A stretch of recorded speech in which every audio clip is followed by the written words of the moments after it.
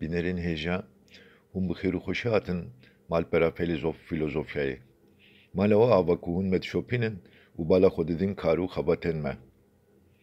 Di vê vîdeoyê de ez ê ji we re gotarekê sosyolojiyê a binavê rewşenbîr û daneheva zanînê bixwînim ku nivîskarê vê gotarê ma li zanîngeha Ege beşa sosyolojiyê mamosteyê min bû û aniha çûye rehmetê. Rewşenbîr û daneheva zanînê. Di vê nivîsê de em ê behsa tebeqeyekê civakî bikin ku di civakên hemdem de girîngiya wê her zêdetir dibe. Ev tebeqeya civakî rewşenbîr in. Bêyî guman, gelekî dijwar e ku meriv bikare ve pênaseyekê gerdûnî a rewşenbîran bide û heta meriv dikare bibêje ku ev yek nepêkane jê. Pênaseya têgeha rewşenbîriyê û navaroka wê li gor dem û civakan cudatiyekê mezin nîşan dide. Li gel vê yekê heta ji destê me bê em ê hewl bidin ku bikaribin pênaseyekê giştî a rewşenbîriyê raberî we bikin. Rewşenbîr ew kesin ku ji vê daneheva zanîniyê parekê mezin werdigirin ku di rastiyê de ev daneheva zanîniyê malê hevpar ê mirovahiyê ye ku vê zanîniyê dibin kontrola xwe de dihêlin. Ji ber ku ji daneheva zanîniyê para mezin rewşenbîr werdigirin, li gor norm û krîterên zêdebûna wê zanîniyê hêza wan jî zêdetir dibe. Rewşenbîr û rewşenbîrî ne tenê aîdê sedsala bîsta ye, ji demên seretayî a jiyana civakî û heta rojame di hemû qonaxên civakî de hebûna rewşenbîran hatiye dîtin. Di her qonaxa civakî de statû û rola wan jî cihêrengiyekî nîşan daye. Li gor bîr û baweriya min, meriv dikare radeya girîngiya rola komek yan komkekê civakî li gor krîterê beşdariya revebiriyê bipeyîtine. Heke em li gor vê krîterê li mijarê mêze bikin, em dikarin bibêjin ku di hemû dîrokê de dem û dewra ku rewşenbîr hêrîzê de li hêzdarin sedsala bîsta ye û qonaxa civakî jî civakên wê deyê hunerweriyê ye. Li gor baweriya gelek ramanweran ku wê em ê di pêş de li ser ramanên wan jî rawestin, kesin ku di rêveberiya civakên wê deyê pîşêsaziyê de aktîf in, rewşenbîr in. Niha em jî vê ramanê dipejirînin. Ancak pêwîst e em li ser wan guhertinan ku guhertinên ku di encama pêşveçûn û berfirehbûna teknolojiyê de dertin holê rawestin û wan jî dahûrînin. Ji ber ku di siberojekî nêzik de hilberandin, anca em bibêjim berhênêrî, dê nema bi destê mirovan wêrekirin û dê makîne tiştan hilberînin. Di rewşekê wa de mirov dê ber bi daneheva zanîniyê ve biqesidin ku ev danehevî çavkaniya xebatên afiranerin. Di encama wan pêşveçûn û berferehbûnan de dê mirov ji wê daneheva zanîniyê parekî nêzîkê hev bistênin. Di encama guhertinan de mirovê siberojê dê rewşenbîr bin. Di dewra hunerweriya pêşketî de sebebê herî girîng a cudatiya di navbera mirovan de radeya xwîtiya wan a daneheva zanîniyê ye. Di vê dewrê de rewşenbîr wekî kom û komkekî xwedan îmtiyaz dertene pêşiya me ku xwediyê radeya herî bilind a zanîniyê ne. Piştî ku mirovên civaka siberojê dibin rewşenbîr, îmtiyazên rewşenbîran jî ji holê radibin. Daneheva zanîniyê ku wekî malê hemû mirovahiyê tê hesibandin, di civaka siberojê de dê bibe çavkaniyekî wa ku hemû mirov dê bikaribin jê para xwe werbigirin. Em ê jî hewl bidin ku dîtinên xwe bi berdestiyên zanistî bipeyîtînin. Bi vê armancê dê em ê bi pênaseyên cihêreng yên têgeha rewşenbîriyê dest bi karê xwe bikin ku ji aliyê ramanwerên cuda ve hatine nasandin. Têgeha yekem a Zimmerman ye. Zimmerman peyva tebeqeya rewşenbîr di maneyekî nûjen de carê yekem di sedsala borî de li Rûsyayê hatiye bikaranîn û ji wê rojê ve jî maneyên cuda girtiye. Têgeha rewşenbîr carê yekem ji bo derbirîna girseya xwendevanan hatiye bikaranîn. Ferdên wê girseya civakî her çiqasî di nav sazûmana heyî de bin jî ew ne endamê wê sazûmanê bûn. Her wiha ev peyv ji bo nîşandana wan kesên ku ji gel sar bibûn hatiye bikaranîn. Duê dewra pêşîn de tebaqeya rewşenbîran bi temamî ji girseyên civakî cuda dihate dîtin û di nirxandinan de jî ev yek derdkete pêş. Rewşenbîr ew mirov bûn ku dixwestin tevahiya rê û rêzikên civakî ji binî ve hilweşînin. Pirsgirêka cudahiya rewşenbîran û gel gelekî kevne. Mesela Herakleitos beremên xwe bi zimanekî tevlîhev û giran anca em bibêjin bilind dinivîsiya û digo berhemên xwe ez ne ji bo ku hemû kes jê fêm bikim dinivîsînim. Di vê xalê de wekî tê dîtin wiha tê bawerkirin ku çalakiya ronîkirinê bi tenê di bin yekdestiya rewşenbîran de ye. Lê piştre derbirîna bivêja rewşenbîr maneya xwe aberê wan dakiriye ku li gor vê maneyê jî rewşenbîr wekî piştkirê hilweşîna sazûmana civakî dihatin hesibandin. Her wiha li gor vê nêrînê rewşenbîr ji civakê jî dûr dihatin dîtin. Piştî vê guherînê ji bo derbirîna bivêja rewşenbîr maneyekî nû hatiye pejirandin ku li gor vê maneya nû jî rewşenbîr rastarast ne bi destê xwe ve jî di esasê de bi hîş û bîra xwe karekî giran bi cih dihîne.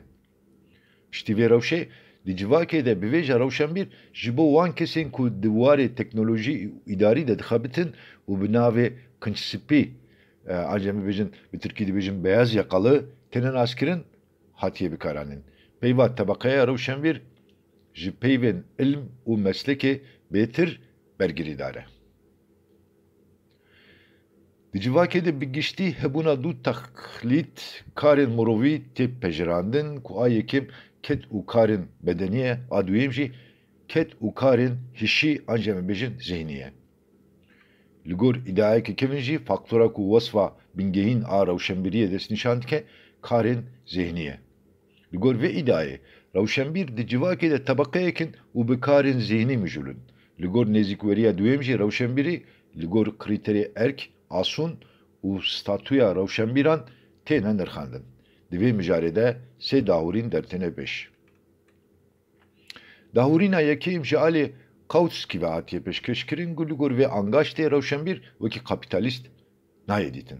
Asta wî ya jiyanê wekî burjuvayan e û bêgav e ku demekî dirêj xwe di heman astê de bihêle. Lê rewşenbîr di heman demê de bêgav e ku her ber û berhema hêza keda xwe jî bifroşe. Rewşenbîr li hemberî karkeran nakeve tû rewşên dijber jê. Lêbelê rewşa wan ya di jiyanê de û şert û mercên wan yên jiyanî naşibin yên karkeran û nemîna rewşa wan e. Di vê xalê de dijberiyeke ji rewşa mentalîteyê û ku di şeklê ramanê de ye bi awayekî aşkere dertê holê. Di dahûrîna duyêm de jî rewşenbîr wekî grûbekî tene dîtin û ji wan re rewşenbîrên îdeolog tê gotin. Wezîfeya rewşenbîrên îdeolog meşrûkirin û peyîtandina grûba çalak e. Ev rewşenbîr ew kesin ku hemû hunerdariya xwe raberî sîstema bi cihbûyî dikin. Rewşenbîrên ku bi vî karî pêk dihînin grûbekî biçûk in û hemû rewşenbîr karekî bi vî rengî pêk nayînin. Di dahûrîna sêyêm de jî gelek rewşenbîr li cem hêza çalak cih digirin û ramanên wan diparêzin. Çawa ku beriya şoreşa burjuvaziyê li cem asilsadeyan cih digirtin, ango piştkiriya wan dikirin, piştî şoreşê jî li cem burjuvaziyê cih girtin. Ramanwerî Gramsci li ser kar yan ramanan damezrandina pênaseya rewşenbîran red kiriye. Li gor nêrîna Gramsci de hemû çalakiyê mirovî de aliyekî ku bi jîrîtiyê re tekildar e heye. Li hemû kes di civakê de wezîfeya rewşenbîran pêk nayînin. Gramsci vê wezîfeyê wiha diwasfîne. Her grûpekî civakî ku di cîhana hilbirandanê de dertê holê ne tene di kada aboriyê de her wiha di kada siyasî û civakî de jî çend tebaqeyên civakî tîne holê. Kapitalîst bixwe teknisyenên sanayiyê, zanyarên siyasî û aboriyê û damezranerên hukuk û kultûrekî nû jî diafirînin. Erka rewşenbîran pêşnûmakirina rêkûpêkiya zanînî, teknîkên zanistî û toqlîniyê û ji bo berhemekê veguherandina wan e. Ya herî kêm hemû serkarên kargehan pêwîst e ku xwediyê kapasîteya rêxistinkkariya civakê bin. ev rexistinbûnê dewletê jî diguncîne. Rewşenbîr bi awayekî organîk bi wê grûpa civakî ku girêdayî wê ne dertîne holê. Her grûpekî civakî dikare rê ji ber li ber derketina rewşenbîran vebike. Gelek grûpên civakî di derketina holê a rewşenbîran de ne xwediyê berjewendiyekî ne. Lê di civakê de grûpên herî giring ku di civakê de tebaqeyên desthilatin an jî wê bibin desthilat, pêdivîya wan bi rewşenbîran zaf heye. Tebeqeya rewşenbîr a organîk di grûpa desthilat de navbenda dahûrînê pêkdihîne û li seranserê welit berpirsariya serwextkirin, rêxistîkirin û hayîdarkirinê digire ser milê xwe. Tebeqeya rewşenbîr bi awayekî organîk berjewendiyên wê grûpa ku pê girêdayî yê de nasandin û wa dike ku li ser kar bimînin. Tebeqeya rewşenbîrên serwer dû fonksiyonên civakî bi cih dihînin. A yekem erkê desthilatiyê ye, a duyêm erkê zaneniyê ye. Lewra ji bo ku civak di rêyekê baş de be û wa jî bimîne pêwîst e zaneniyê di destê xwe de bigirin. Ev tebeqeya civakî ne li desthilatê ye. Li derbirîna desthilatiya beşa çalak e. Tebeqeya rewşenbîr hewl dide da ku ji hêla nêrîna gerdûnî ve tê bigihîşte cîhana civakî. Dîsa tebeqeya rewşenbîr a serwer wasfên gerdûnî dide ramanên xwe û wan wekî ramanên aqilane û gerdûnî yên yekta nîşan dide. Di serdema navînî de texlîdekî tebeqeya civakî a ku bi awayekî organîk girêdayê grûpa çalak bû, dêra serdema navînî bû. Gramsci dibêje çavkaniya kategoriya rewşenbîran malmeziniya axê, an jî em bibêjin arîstokrasiya axê ye. Di meseleya pisindayîna saziya feodal de dêrê piraniya erkên rewşenbîriyê di destê xwe de digirt. Dêr ew sazî bû ku saziya feodal şirove û meşrû dikir û têgihên xwe yên resen yên derbarê mirov û dinyayê de dikir malê hemû civakê. Dêr dibû mêzêna civakê û karîgerê avakirinê. A ku zaneniyê di destê xwe de digirt, wê zanînê dewlemend dikir, sansûr û belav dikir, dîsa dêr bû. Di heman demê de dêr navenda jiyana artîstîk û kulturî bû jî. Gurca ku dêrê bi arîstokrasiya axê ve girê dide nîşana tekiliya tebeqeya organîk û wê grûpê ye ku rê li zayîna wê vedike. Rahîb di wateyekê rastîn de ne arîstokratin. Lê dêr rasterast girêdayê saziya feodal e. Dêr roleka din jî ku di esasê de rola tebeqeya organîkê dilîze. Dêr erka asimilasyon û şêwegirtina bijareyan jî bi cih dihîne. Malmazin xwediyê bunyayekî girtîne, lê hemberî vê yekê bunyaya dêrê ji wan kesên ku jêdera wan gundîtî û burjûwazî ye û xwedan wasfin re vekiriye. Di vê rejîmê de dêr ji bo serkeftina civakî dê bibûya bingehek. Li gor nêrîna Lîspetçî, rewşenbîr lodekî civakî û ev loda civakî ji afraner û pêkenerên çandekî nû pêk tê ku ew jî mirovên zanyar, hunermend, nivîskar, mamoste û rojnamegerin. Her wiha mirovên ku wekî hukukzan, doktor û yên ku digarê karê serbest dene jî ew di loda rewşenbîran de cih digirin. Çimkî ew jî pêkhenerên vê çanda nû ne. Bi gotinekî Kurt û Kurmancî ji afraner, belavkar û pêkenerê kulturê re rewşenbîr tê gotin. Li gor nêrîna Lîpsetê rewşenbîr xwe wekî rexnegirên civakê dibînin, mêla guhartina civakê nîşan didin û gelek caran dibin biyaniyê sistema civaka hey. Niha jî ez dixwazim wekî beşa dawî ramanên Raymond Aron bibiguhezînim we. Danasînekî mûsoger a rewşenbîran gelekî dijwar e. Çimkî ev danasîn li her welatî û di her sistemê de maneyên cêreng werdigire. Ez ji we re pêşniyar dikim ku hûn jî têgehekê şêweyî û raserî dîrokî dest pê bikin. Li her derê û her demê de rewşenbîr ew kesin ku kulturê di destê xwe de digirin û zengîn dikin. Ev kultur jî wekî zanist, wêje û hunerê tê bîra mirovan. Ji wan kesan re rewşenbîr tê gotin. Ez ê ji vê danasîna şîlo dest pê bikim û çend taybetiyên dema me raberî we bikim. A yekem civakên hunerweriyê ji hemû kesan re wasfekê Rewşenbîriyê mecbûr dikin ku û ew civak bi awayekî mîsoger bi zêdebûna meslekên ne bi destî tê wesfandin. Mirov dikare hemû kesên ku wan meslekan mijûlin wekî vê kategoriyê tevlî vê kategoriyê bike. A duyem, rewşenbîrên ku ji bo karên pevrayî an jî em bibêjin kolektîv rasterast xwediyê wespekê sûdewarin di civakê de her diçe di rêza yekîn de çî dikirin.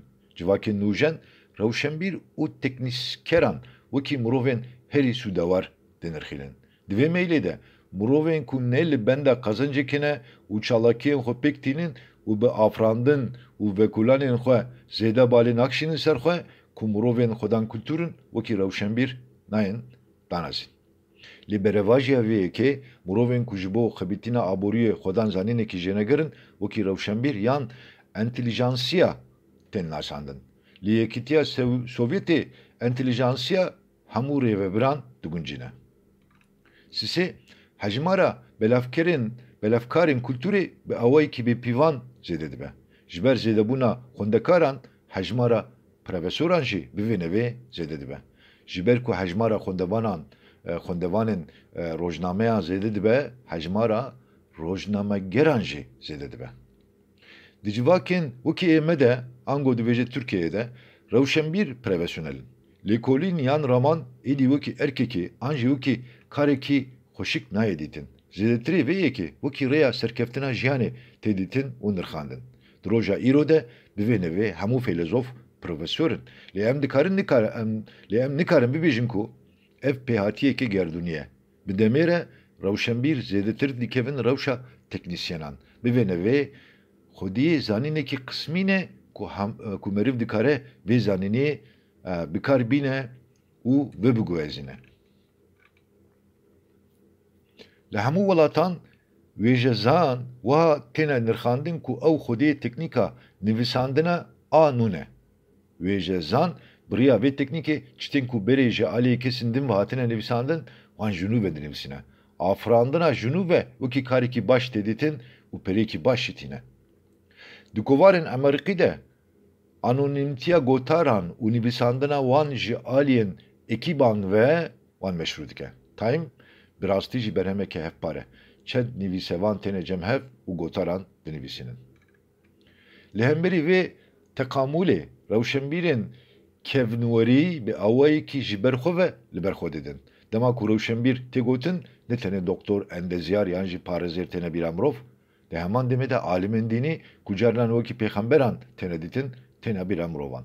Sebebî vê yekê jî ew e ku mirov ne tenê ji ber zanyarî yan mesleka xwe lê ji ber ku ew xwedan fazîlet û xwedan kultûrin mafî wan ê gotinê heye û ji ber ku xwediyê kapasiteyekî wiha hene wekî rewşenbîran têne dîtin.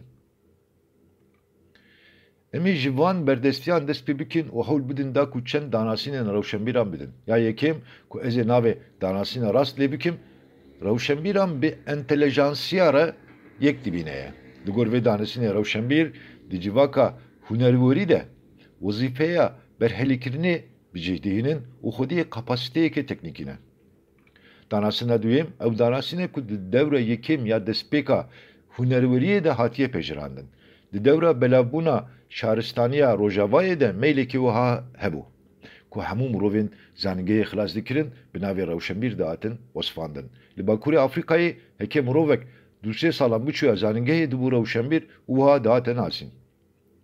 Li gor danasîna sêyêm jî rewşenbîr ew kesin ku xwediyê bi sporiyekî taybet a dîsplînekê ne û di heman demê de ji bilî mesleka xwe xwediyê destelatiyekî ahlaqî û siyasî ne jî.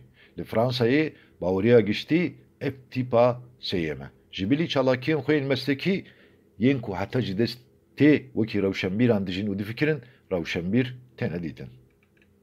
Me li jorê hewl da ku li gor nêrîna çend ramanwerên cuda danasîna rewşenbîran bidin.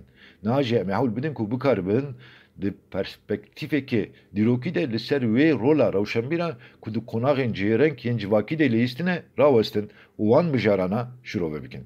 Di qonaxa pêşîn ya civakî de ku di wê qonaxê de qonaxekê civakê xwe wekî eşîret yan jî eylan birexistî dikir, hatiye dîtin ku rewşenbîr efsûnbaz û kalepîr yan jî jinepîr in.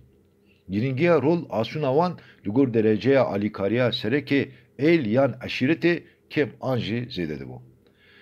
Didema antik Yunanî de rewşenbîr bi zanist, felsefe û hunerê mijûl dibin û şêwirdarî û derstariya mirovên desthilatdar dikirin.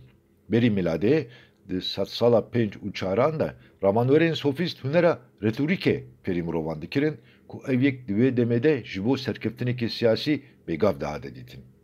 Sofîstan debara xwe bi perê dersdariyê dikirin û bi piranî ders didan zarokên arîstokratan. Di konaxa feodal a civakî de zanist, felsefe, dînnasî û çalakiyên hişê yên wekî hunerê di destê alimên dînî de bû. Dêra ku bi xêra bexşan bibû Xwedê erdên berfireh di dewra dawîn ya feodalîzmê de di qadên civakî, ekonomîk û siyasî de desthilat bû. Bi vî awayî alimên dînî bi bêgên feodal re bûne şirîkê desthilatiyê. Di dewra antîk Yunan, Roma û li Ewropaya serdema navînî de di dema derebêgîtiyê de şuxlên bo hilbirandinê bêrûmet û wekî şuxlên kole û serfan dahatin dîtin. Di pergala feodal de bi demajiyoya hunerweriyê re berevajiya bêgên feodal destpêkar an jê bibêjin müteşebbis bêgav bû ku bi awayekî çalak hilberandinê bike. Pêwîst bû ku şuxl di civakên hunerweriyê de maneyekî nû bigire ser xwe. Nexwe dê tu rûmeta çalakbûna destpêkaran tune bûye. Luther û Calvin vê rûmetê dane kar û şuxlên ji bo hilbirandinê. Nemaze, Calvin çalakiyên ji bo dinyaya dîn û çalakiyên ji bo hilbirandinê ji hev cuda kir. Pêşiye da şuxlên hilbirandinê û ew rûmeta ku ji bo destpêkaran pêwîst dihate dîtin dawan. Di destpêka hunerwerîbûnê de li welatên Rojava hem sermiyan û hem jî rêvebiriya sermiyanê di destê destpêkaran de bû. Di hemû sermiyangirêdaniyên Tirkiye em dikarin jê re bibêjin yatırım xwe de destpêkaran bi serê xwe biryaran didan. Pêşveçûna teknîkî hewqas bi awayekî lezgîn bi pêşveduçûk û kargehên mezin û organîzebûna wan wekî dêwan û destpêkar jî wekî kambostan diman.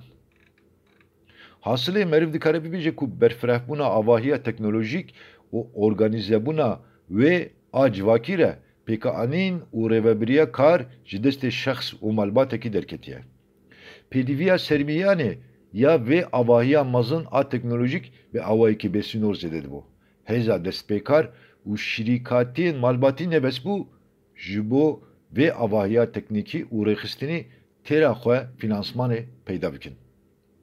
Beramberî vê pêşveçûn û guherîna civakî ji bo sermiyangirêdaniyên nû pêwîst bû hemû çavkaniyên diravî werin bikaranîn. Ji ber vê sebebê biriya seneda pardarî em bibêjin hewl dan ku wê finansmanê peyda bikin. Di encamê de şîrîkatiyên mezin ku girsiyên gel têda xwedan sermiyanin hatin damizrandin û sermiyan û rêvebirina sermiyanê ji hev cuda bûn. Kesên ku sermiyanê dixebitînin rewşenbîrin.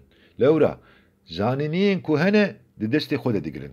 Li ber ronahiya zanîniyên li jor gelek ramanwer wiha bawer dikin ku di civakên wê deyê hunerweriyê de dê rêvebirî bikeve destê rewşenbîran. Ji bo danasîna rewşenbîrên vê dewrê têgehên wekî teknokrat, bîrokrat, teknobîrokrat, entelijansiya û meritokrat hatin bikaranîn. Em hinekî jî behsa wan ramanweran bikin. Mills li ser vê mijarê wiha dibêje, di şanogeha kapîtalîzmê ya pêşwext de kesên ku makamên hunerweriyê wergirtine rêvebirên kargehên mezinin. Ew nûneriya elîtên civaka nû ya ekonomîk dikin, tiştên ku herî zêde têne xwestin wan di destê xwe de digirin, mirovan berhelî dikin û projeyên mezin diafirînin. Ji demekê berê ve tê zanîn ku xwediyê malên bazarê û rêvebirên wê ji hev cuda bûne û ê yekem xwedê hêzekê nerast e. Lê bi awayekî giştî ji destpêka serdema me ve û heta roja me ya îro şoreşekê rêvebiriyê tê dîtin û ha tê fikirîn ku dê ev rêvebir bikevin dewsa xwediyê milkên mezin û dê bibin çîna rêvebir a siberojê. Li gor nêrîna Alan Turing grupa çalak anû nikare berpirsyariya ve berhênanan hilgire ser xwe û xwedî li qazancê derkeve. Ev grup ji wan kesan pêk tê ku ew bitinê ve berhênanên nû pêşnûma dikin. İdeoloji u hizmeta wan ideolojiye devlet u aburiye ya ve partiya ku destilate. Ahlakı wan ahlakı sadamuriye. Berteka wan ji fermankirinê zêdetir berhêlîkirineke.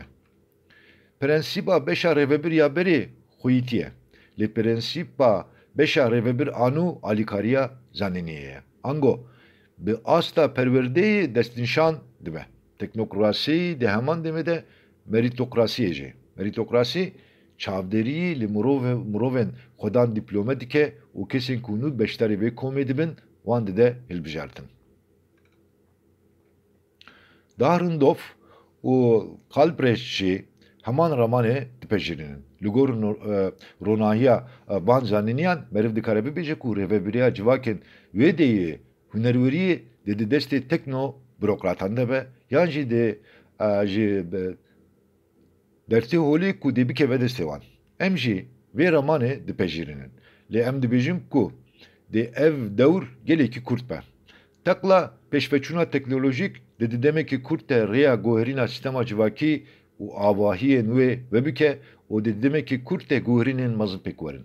Ji ber ku heta roja me ya îro danaheva zanîniyê di bin kontrola beşekî civakî debû, vê yekê fersendekê xwedan imtiyaz dabû wan. Em jî vê beşere bi kurtî dibêjin rewşenbîr. Heta roja me ya îro mirovan hewl dane ku ji bo pêdiviyên xwe yên sereke yên wekî xwarin, wergirtin û vehewînê hilverînin. Bi destê tiştan, hilberandina tiştan jî ku di serdema me de dest pêkiriye û her diçe belavtir dibe, mizgîniya qonaxekê nû a civakî dideme. Niha ji bo peyîtandina ramanên xwe ez ê hewl bidim ku bikaribim çend zanîniyan ve biguhezînim we. Di qonaxa otomasyonê de em dibînin ku hêza kedê di demajûya hunerweriya çekrox an jî em bibêjin îmalatê de li derve tê hiştin. Di vê dewrê de makîne ji bo hilbirandirê êdî xwe bi xwe amade dikin, kontrolê dikin, hildiberînin û xwe kontrol dikin. Gardellînî dibêje heke makîneyek pêdîviya hêza mirovî îfade bike, wê demê ev yek mekanîzasyon e. Lê heke makîne bêyî ku pêdivî bi hêza mirovî bibîne, xwe bi xwe hilbirandirê bike û xwe kontrol bike, wê demê divir de otomasyonê heye. Şavillo jî wiha dibêje di otomasyonê de destlêdana mirovan ji holê radibe. Bihatin û bikaranîna otomatîzasyon, sibernetîzasyon, şimîzasyon û hewî din re êdî karên hesan ji holê rabûne. Ev teknîkên naborî rast hemû kirariyên teknîkê tevlî sîstema hilbirandirê dikin û mirovan dav didin derveyê hilbirandirê. Tê dîtin ku şuxlên mirovî ber bi çalakiyên afirandêr ve têne guherîn. Çalakiya zanistî, teknîkî û afirandîrî bi temamî karekî cuda ê mirovî ye û ne karekî basît ê hunerweriyê ye. Lewra ew durmayîna ku di navbera derfet û armancên mirovî de hebûn, ew ji holê rabûne. Şoreşa zanistî û teknîkî li ser hêza mirovî ya afirandêr hatiye damezrandin. Li ber ronahiya van zanîniyan dema meriv li meseleyê mêze dike bi awayekî eşkere tê dîtin ku di cîhana sibarojê de hemû mirov dê bibin rewşenbîr. Çalakiyên afirandêr dê ji aliyê rewşenbîra bin ve werin afirandin. Heta roja me ya îro ji ber ku ew xwediyê daneheva zanîniyê bûn, ew wekî mirovên xwedan imtiyaz hatibûn dîtin. Heke di sibarojê de rewşenbîriya hemû mirovan were pejirandin, wê demê dê di civakê de kom û komka rewşenbîran jî ji holê rabe. Dana heva zanîniyê ku mîrateya hemû mirovahiyê ye dê bibe malê hemû mirovan. Profesör Doktor Onal Sayın.